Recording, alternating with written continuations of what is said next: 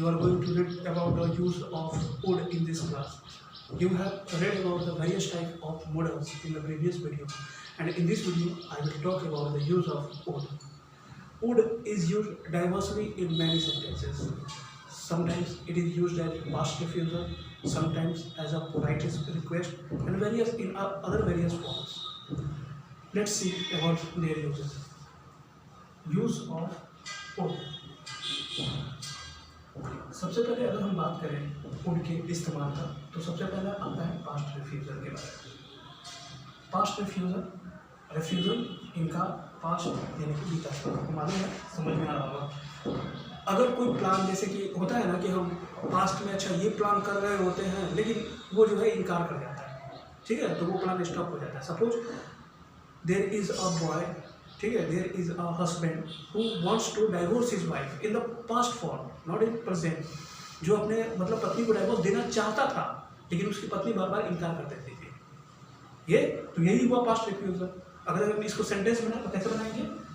He wished to divorce his wife, he wished to divorce his wife but she would refuse, ठीक है, but she would refuse. वो अपने पत्नी को तलाक देना चाहता था, लेकिन उसकी पत्नी जो है वो इनकार कर देती है या कर देती थी।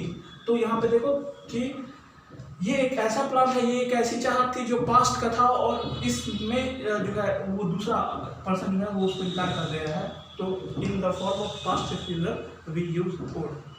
वुड का इस्तेमाल और कहाँ होता है? दूसरा, पोलाइट रिक्वेस्ट में। जैसे कि हम लोग किसी से क्या रिक्वेस्ट कर सकते हैं? यही कहते हैं कि please take coffee, please take tea, यही कहते हैं। लेकिन जब हम लोग को एक्सेसिव पोलाइटनेस शो करना होता है, यानी कि जब ज़्यादा हमको पोलाइटनेस दिखाना होता है, तो in that case what do we use, क्या हम लोग उसका इस्तेमाल करते हैं? जरा सा हम लोग देखें यहाँ पे, पोलाइट रिक्वेस्ट के लिए या पोलाइटनेस के लिए हम इसका इस्तेमाल करते हैं। Would you take coffee please, ठीक है, would you take coffee please, हो गया। तो एक्सेसिव पोलाइटनेस को शो करने के लिए भी वुड का इस्तेमाल किया जाता है, और पास्ट रिफ्यूजल के लिए भी जो है वो वुड का इस्तेमाल किया जाता है। Now let's see, suppose that you are in a room and your mobile phone is not with you, and then you listen your ringtone. आपका मोबाइल का रिंगटोन बनने लगा, फ़ोन आपका आ गया, मोबाइल आपके पास नहीं, कहीं दूर रखा हुआ है। तो प्रिजम्पशन, अब ये हम समझाना चाहते हैं। प्रिजम्पशन यानी कि जब हम कोई चीज़ को एज्यूम कर लेते हैं, मान लेते हैं, अच्छा फ़ोन आ रहा है, अच्छा पक्का रोहन कर रहा होगा कॉल, चलो हम जा रहे हैं उठाने, इस तरीके से हम लोग बोलते हैं। तो in that case we use would. कैसे? जॉन मस्ट बी कॉलिंग, यानी या John would be calling, okay, John would be calling, John जो है वो कॉल कर रहा होगा, आई विल रिसीव, ठीक है।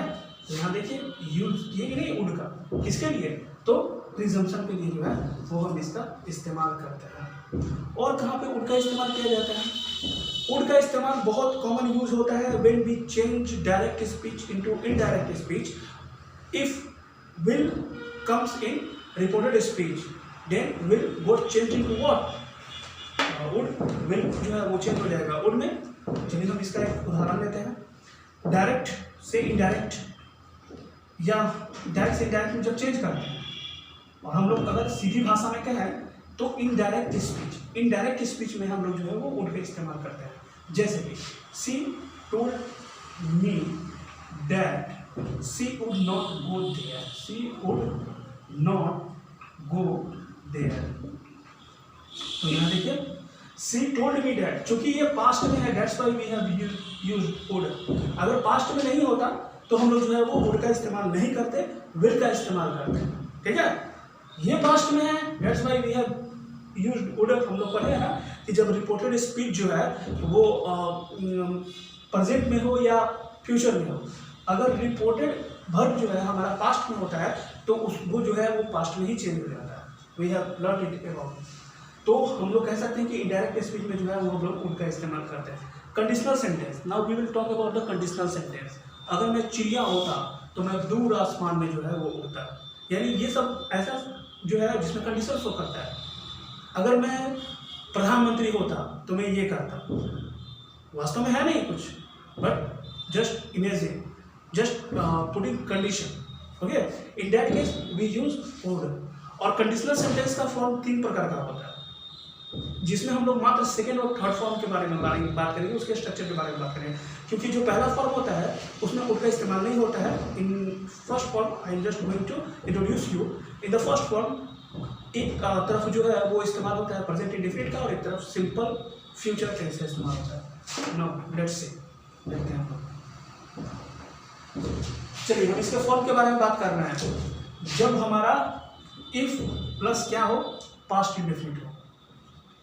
इफ प्लस पास्ट इंडेफिनिट हो एक क्लॉज में, तो दूसरे क्लॉज में क्या हो जाता है, सब्जेक्ट प्लस वुड।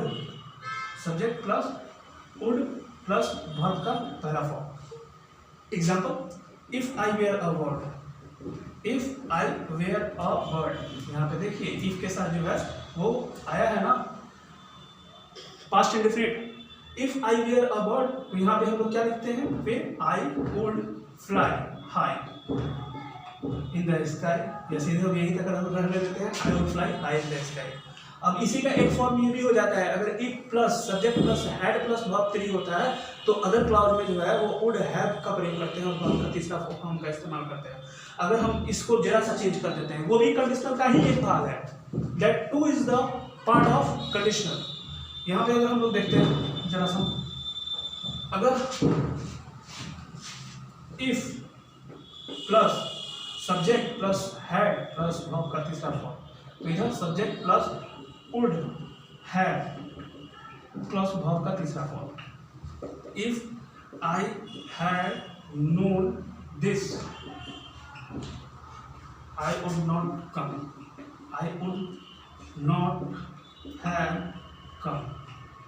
और से देखिए, इफ हैड नॉन होगा, वर्ब तीसरा फॉर्म, तो वुड का इस्तेमाल हो रहा है।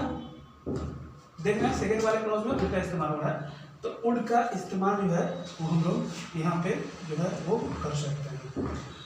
वुड का इस्तेमाल जो है वो काफ़ी व्यापक होता है और काफ़ी जो है वो एसेंशियली इसको यूज करना है इसका, और इसको यूज करते समय काफ़ी ध्यान से देखना होता है। Suppose that I am going to give you an example. एक एग्जांपल आप लोग देख लीजिए।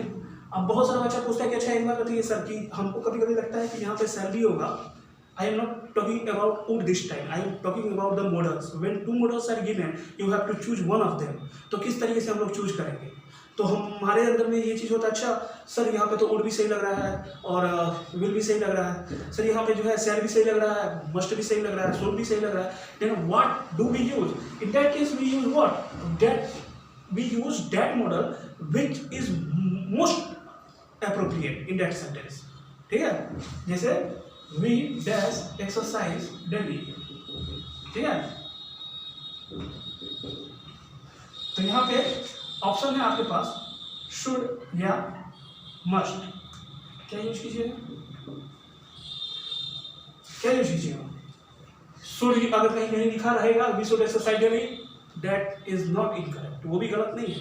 we must exercise daily, वो भी इनकरेक्ट नहीं है। बट अगर सेंटेंस अगर एग्जाम में इस तरीके से आता है और हम लोग को इस दोनों में से किसी को चूज करना है, in that case we must use the models carefully, and for this you have to revise all the topics which you have learned in the previous videos.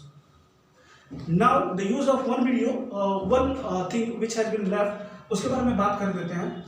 ये हमारा समझाने का तरीका इसलिए था कि आप लोग जो है वो जितना भी वीडियो अभी तक बना है वो सारे को रिवाइज कीजिए, क्योंकि ये जो ऑक्सिलरी वर्ब का इस्तेमाल जो है वो काफ़ी इंपॉर्टेंट होता है हर एक एग्जाम के लिए। एक जो वुड का इस्तेमाल हम लोग देख सकते हैं, वुड का इस्तेमाल जो है वो पास्ट हैबिट को बताने के लिए भी किया जाता है। पास्ट हैबिट, और पास्ट हैबिट को बताने के लिए जनरली यूज होता है यूज्ड टू का। ठीक है, और अगर हम लोग वुड का इस्तेमाल कर दें तो भी गलत नहीं होगा। हम लोग कह सकते हैं कि यूज टू को रिप्लेस करके यूड का इस्तेमाल कर सकते हैं, और वुड को रिप्लेस करके हम लोग यूज टू का इस्तेमाल करते हैं, गलत नहीं होगा। अगर हम बोले कि मेरे दादाजी जो है रोज सुबह टहलने जाया करते थे, ये पास्ट का उनका हैबिट था पास्ट में। ठीक है।